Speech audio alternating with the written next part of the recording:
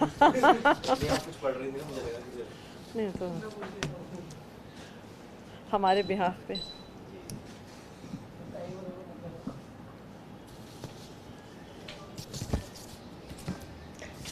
इकतीस मार्च को भाजपा के सांसद तेजस्वी सूर्या जी के नेतृत्व में दिल्ली के मुख्यमंत्री अरविंद केजरीवाल जी के आवास पर हमला हुआ। इसमें कई बीजेपी कार्यकर्ता शामिल थे। सीएम के आवास में घुसने की कोशिश हुई, उन पर, उनके परिवार पर पर्सनली अटैक करने की कोशिश हुई, बूम बैरियर तोड़े गए, सीसीटीवी कैमरा तोड़े गए, घर के दरवाजे पर हमला कर दिया गया। पूरा देश दंग रह गया इस गुंडागर्दी को देखकर कि अगर भाजपा के कार्यकर्ता, भाजपा के नेता एक चुने हुए मुख्यमंत्री के आवास पर हमला कर सकते हैं, मुख्यमंत्री और उसके परिवार पर हमला करने की कोशिश कर सकते हैं, तो एक आम इंसान कैसे सेफ रहेगा? अगर मुख्यमंत्री का आवास, अगर राज्य के मुख्यमंत्री के साथ ऐसी गुंडागर्दी हो सकती है, तो एक आम इंसान के साथ कैसी गुंडागर्दी हो सकती है भाजपा के नेताओं द्वारा? पूरे देश के सामने ये सवाल उठ गया। इसी वजह से हाई कोर्ट ने इस मामले पर बहुत सख्त टिप्पणी करी। इसी वजह से हाई कोर्ट ने कई दिनों तक आरोपियों को बेल नहीं दी। जब 8 दिन के बाद कोर्ट ने आरोपियों को बेल दी तो क्या होता है? भाजपा के नेतृत्व द्वारा, भाजपा के दिल्ली प्रदेश अध्यक्ष आदेश गुप्ता द्वारा भाजपा के प्रदेश कार्यालय में इन सब गुंडों को, लुच्चों को, लफंगों को सम्मानित किया जाता है, उनको मालाएं पहनाई जाती हैं, उनकी तारीफ की जाती है। तो आज इन गुंडों की इनकी तारीफ कर कर, इनका सम्मान कर कर भाजपा ने अपना असली चेहरा पूरे देश को दिखा दिया है। उन्होंने दिखा दिया है कि भाजपा किस तरह की राजनीति करना चाहती है। उन्होंने दिखा दिया है कि भाजपा गुंडों का सम्मान करती है। उन्होंने दिखा दिया है कि भाजपा मार पिटाई करने वालों का सम्मान करती है। उन्होंने दिखा दिया है कि भाजपा लुच्चे लफंगों का सम्मान करती है, और इनको सम्मानित करके उन्होंने देश भर के कार्यकर्ताओं को यह संकेत दे दिया है कि बेटा तुम भी गुंडागर्दी करो, तुम भी लफंगाई करो, तुम भी तोड़ फोड़ करो, तुम भी लड़कियों के साथ छेड़छाड़ करो, और यही करके पार्टी तुम्हें सम्मानित करेगी, यही करके पार्टी तुम्हें टिकट देगी, यही करके पार्टी तुम्हें आगे बढ़ाएगी। जितनी ज्यादा गुंडागर्दी करोगे उतना ज्यादा भाजपा में आगे बढ़ोगे। और ये जिस प्रकार से सीएम आवास पे गुंडागर्दी हुई, ये कोई एक इकलौता इंसिडेंट नहीं था। ये भारतीय जनता पार्टी का गुंडागर्दी का डीएनए है। मेरे पास ऐसे केसेस की पन्नों दर पन्नों की लिस्ट है जहां पर भाजपा के नेताओं द्वारा, भाजपा के कार्यकर्ताओं द्वारा तोड़फोड़, गुंडागर्दी, लड़कियों के साथ छेड़छाड़, बलात्कार, मर्डर, किडनैपिंग, और इन सब लोगों को भाजपा सम्मान देती है और आगे बढ़ाती है। अभी मुख्यमंत्री आवास पे हमले के बाद कुछ ही दिन पहले सोनिया विहार के यूजीआर पर बीजेपी के नेताओं द्वारा इसी प्रकार की गुंडागर्दी की कोशिश हुई। यह भी सामने आया कि किसी प्रकार का जहर लेकर जा रहे थे, पानी में मिलाने की कोई कोशिश कर रहे थे, तोड़ फोड़ करके वहां पे बदमाशी करने की कोशिश कर रहे थे। 10 दिसंबर 2020 को इसी तरह का हमला, इसी तरह की गुंडागर्दी दिल्ली के उप मुख्यमंत्री मनीष सिसोदिया जी के आवास पर हुई। उनके घर पर, उनकी पत्नी और उनके बेटे पर हमला करने की कोशिश कर दी गई। घर के गेट के अंदर घुस के परिवार पर हमला करने की कोशिश की गई। दिसंबर 2020 में यही भाजपा के प्रदेश अध्यक्ष ने कुछ गुंडों को और लुच्चे लफंगों को लेकर दिल्ली जल बोर्ड के ऑफिस में हमला किया, वहां पर तोड़ फोड़ की, वहां पर शीशे टूटे हुए पाए गए, गमले टूटे हुए पाए गए, पूरे जल बोर्ड के, दिल्ली जल बोर्ड के ऑफिस में तोड़ फोड़ हुई। बाकी महिलाओं के साथ बलात्कार, महिलाओं के साथ छेड़छाड़ तो भाजपा नेताओं के लिए आम बात है। वहां पे तो सारे छेड़छाड़ करने वाले नेताओं को, बलात्कार करने वाले नेताओं को आगे बढ़ाया जाता है, कैबिनेट में पद दिया जाता है। उन्नाव रेप केस में कुलदीप सिंह सेंगर का मामला तो सबको पता ही है। गुजरात के गैंग रेप केस में भाजपा के नेता शांतिलाल सोलंकी, गोविंद पारुल मलानी, अजीत रामवानी और वसंत भानुशाली शामिल थे। साक्षी महाराज के खिलाफ तरह तरह के केसेस, जिसमें चोरी, चकारी, गुंडागर्दी, 420 मर्डर सब शामिल हैं।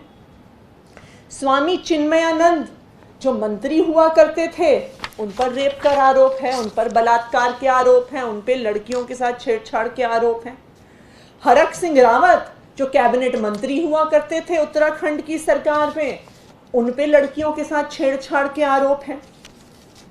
गोवा में भाजपा के एमएलए बाबुश मोन्सेराट पर रेप के आरोप, माइनर के साथ रेप के आरोप, किडनैपिंग के, एब्डक्शन के, हर तरह के आरोप उन पर, और उनको भाजपा ने एक कैबिनेट के पद के साथ सम्मानित किया। मोदी जी के कैबिनेट में 4 ऐसे मंत्री हैं जिन पर मर्डर के आरोप हैं। ये भी नहीं कि ऐसे आरोप हैं जो पॉलिटिकल लोगों पे लगते हैं कि भाई प्रोटेस्ट में कुछ तोड़फोड़ हो गई, मर्डर के आरोप, जिसमें V Muraleedharan, minister of state of minority affairs, minister of state for parliamentary affairs John Barla, Nitish Pramanik, Pankaj Chaudhary. Shantanu Thakur पर महिलाओं के साथ छेड़छाड़ के आरोप हैं। विजय जॉली जी के बारे में तो दिल्ली में किसी को कुछ बताने की जरूरत ही नहीं है।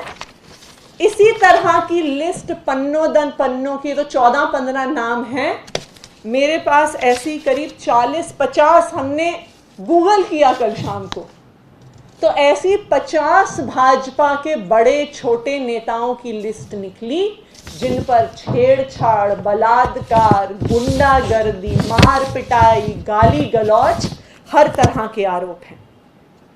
तो इससे हम क्या समझें? इससे ये समझ में आता है कि ये भारतीय जनता पार्टी नहीं, भारतीय गुंडा पार्टी है। ये समझ में आता है कि भाजपा अब सिर्फ गुंडों की, लुच्चे लफंगों की, बलात्कारियों की, लड़कियों को छेड़छाड़ करने वालों की पार्टी है, और वो ऐसे गुंडे, ऐसे लुच्चे लफंगों को सम्मानित करती है और पार्टी में आगे बढ़ाती है, एमपी एमएलए बनाती है, कैबिनेट में पद भी देती है। ये है भाजपा का असली रूप। और ये जो असली रूप है, इसने देश भर के लोगों के जीने को नरक बना दिया है। इसीलिए हम सबको याद होगा कि कुछ समय पहले ऐसी स्थिति आ गई थी कि लोगों ने अपने इलाकों के बाहर पोस्टर लगा दिए थे, जी हमारे मोहल्ले में लड़कियां रहती हैं, इसलिए भाजपा के नेता और भाजपा के कार्यकर्ता ना आए।